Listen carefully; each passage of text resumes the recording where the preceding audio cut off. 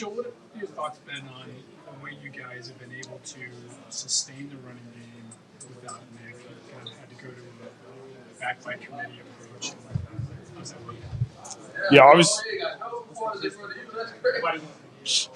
obviously Nick's a huge component of our run game, and he makes up for a lot of things. It's not perfectly blocked sometimes, but I think, Ford, Reem, Pierre have done a good job in finding kind of their niche coming in and running it. Last week we weren't quite as successful as we wanted to. We knew our defense was going to play well, so we wanted to kind of ball control a little bit. We didn't run as efficiently as we wanted to last week. But I think guys are starting to understand where we want to hit the ball, where we want to find the rush lanes, and we're trying to keep those guys fresh. So if they're all around, anywhere from 8 to 15 carries, I think that would be good for them to. Helpful that all three of them kind of bring a different skill set. I mean, you got Kareem inside, and you feel like Jerome can take it when he needs to.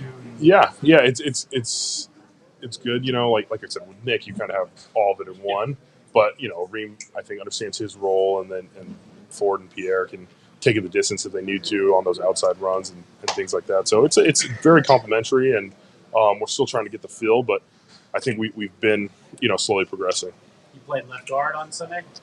We'll see. No, we're working through that right now. Obviously Jed, a steady left tackle for us, and losing a guy like that, luckily it's not as bad as could be, but we're kind of figuring that out this week. We have a few new bodies in here, so we're getting to know each other a little bit and get a little bit extra work in.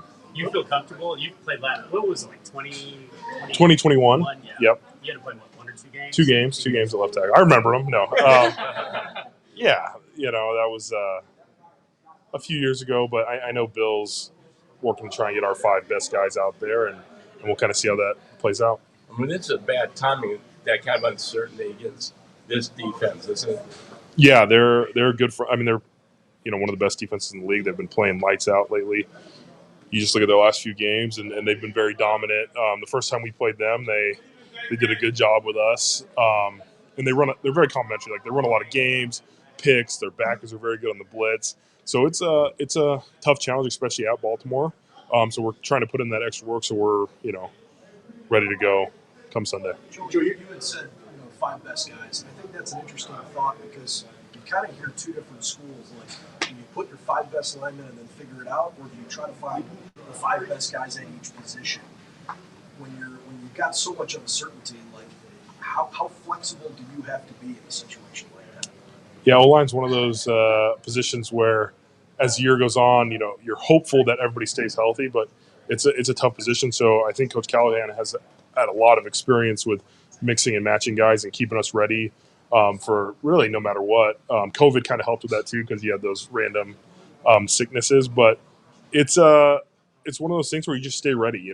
For me, for Wyatt, for Poe, you're just trying to understand the whole playbook. So if you do have to move out to tackle or do something differently, you kind of have an understanding of what's going on out there, and you can perform as well as you can. You've gone through seasons where I don't know if all 5 guys have made it through the whole season, but most of them are playing every snap. So just how unsettling is it to be the midway point and really not know who your 2 tackles are going to be? Yeah, obviously you'd rather have you were hoping at this point it was Jack and Jed out there, and then DeJuan, he's trying to fight and get back. So it's one of those things where we're battling, and we know it's football. Obviously, you'd rather have your first 5 out there for the continuity sakes, but we're gonna work this week, and we're gonna try and do our best. When you saw Jed and DeJuan kind of miss time Sunday, are you thinking if something happens, I might have to go to tackle? Yeah, it's always a contingency plan. I think I don't know how many it would be, but the 3rd or 4th tackle on game days is usually me. So I'm always ready if I have to go out there in a pinch, on game day. It felt like Jed was playing maybe his best ball of his career in the last month or so. Is that fair? Is that what you saw? Yeah, I think the last couple of weeks he really has really stepped up. I mean, he was good in pass pro. He was running the ball. I mean, there's a few times where he was knocking guys down, finishing, helping other people out. Really good energy. So it was definitely unfortunate timing for him, and that's football for you. It sucks. The injuries suck, but I think he was understanding what he had to do and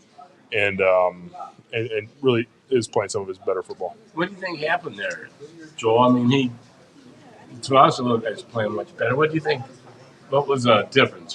What For Jed? switch on? Yeah. I think for him it was just it's really, each person's different, but he was getting in I think a comfort. He was understanding. I mean, if you just look at his technique, I think it was slowly improving throughout the whole process. And there was plays where he just had to me, he just had a good energy about himself, and I don't know where that comes from, but he was playing with good energy. There was a few times where he was uncovered and he was knocking my guy off and doing all those things. So it was good. I think it's just development. It takes time to play O-line in this league, and he was just taking those little steps. Amari described this offense as resilient. How have you seen the guys respond with the injuries and so much uncertainty? Yeah, very resilient. Anytime you lose your quarterback, you lose Nick, you lose Jack, Jed now, guys have to step up and coach. Our part of our mantra as a team is being resilient. So we've really focused on that. Like, no matter who's out there, we got to put our best foot forward and really try and be resilient for it. But I think the group has done a good job. Our quarterbacks have come in on short weeks sometimes. Guys have, been picked up off the street and had to learn a new scheme. So we're really trying to fight through that. And hopefully, as the season progresses, we can get some guys back and try and be at our best. What's 90? Is it 92, right, for Baltimore? Yeah. I don't want to butcher his name, but what's he doing so well to put up those numbers? Yeah, he's explosive. He's a powerful guy. He's kind of like, I'm not going to say undersized because he's like 6'2", 300 pounds, but he's not a huge guy. You know what I mean? But he's very explosive off the ball, and they have he's winning one-on-one matchups too, but they have a great pick game, and they do some things with their linebackers where he's coming free a lot, but he's relentless in the way he's played, and he's really, I think over his 4 years there, he's progressed. They've done a good job of kind of developing those guys, but he's playing good. He plays hard, and he's been capitalizing. You can get pressure and stuff, but he's been capitalizing on those sacks, and obviously he's leading the league, and I think D tackles and sacks. What can you tell us about what you've got to know about him and just his game? Yeah, he's athletic. He moves really well. I think he played tight end maybe in a past life, and he came from San Fran, so he had kind of that Shanahan system, which I played in as a rookie. So I kind of talked to him about that a little bit. He was there with Trent, and he's still developing, but you can see all the traits are there, like the athleticism, the smarts, and he's been fun to work with. He runs around pretty good out there, so it's good to see him out on the field. We got you about Amari before, but just is he as steady as he seems? It feels like no matter what, he's catching these balls. He's just kind of the same guy. Yeah, I've him and Nick both. When they're out there, like you look in their eyes, we can be up 20, we can be down 20, and they're just the same guy no matter what. At practice, at games, they're so focused on the next play and just doing the thing. And I think anytime we have a big third down or something, you're looking like, all right, is Amari going to make this play for us? And he just comes up with it. Even when he looks like he's banged up or something, he's back out there 2 plays later and just does the same thing over time. But I think he's been such a steady presence for the receiver room and for the offense all year. Thanks, guys.